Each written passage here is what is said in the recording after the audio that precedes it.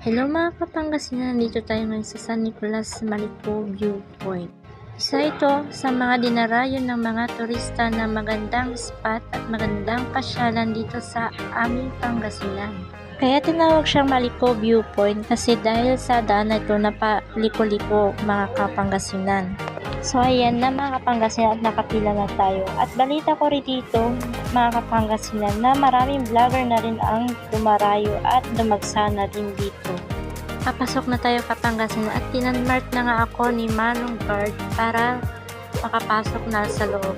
So ayan mga Kapangasinan, 30 pesos lang ang entrance dito mga Kapangasinan. Sulit at magandang pasyalan talaga. Dito ako namangha Kapangasinan dahil hindi lang pine tree ang nakita ko Kapangasinan, kundi may kabayo din na pagkakawin na tulad sa Baguio. At ang klima dito Kapangasinan ay parang sa Baguio din Kapangasinan. So ayan na yung kabayo, pagala-gala lang siya. So ito naman ang tangking na nakita namin dito. Siguro ito yung sa panahon ng World War III na display dito Kapangasinan.